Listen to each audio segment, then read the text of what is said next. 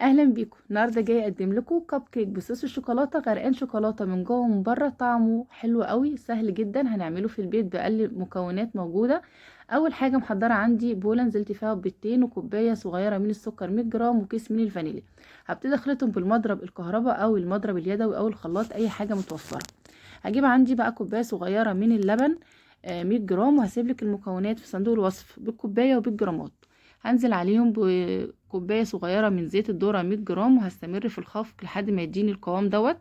هجيب عندي بقى كوبايه كبيره منخوله من الدقيق، نزلت بنص الكوبايه مع معلقه كبيره من البيكنج باودر، وهبتدي اخفقهم بالشكل ده. بعد كده هنزل عليهم بنص كوبايه الدقيق التانية، وهستمر في الخفق.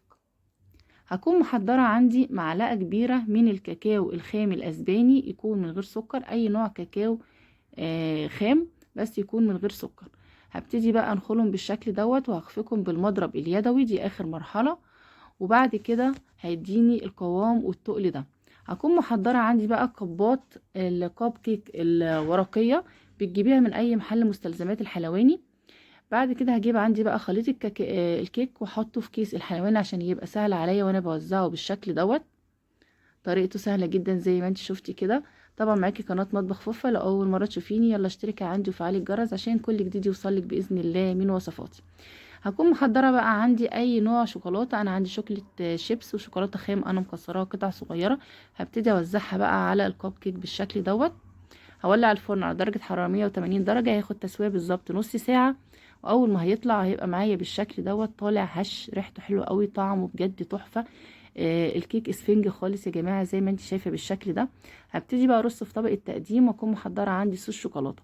جبت مكعبين شوكولاتة كبار، سيحتهم في الميكروويف مع معلقة زيت ذرة.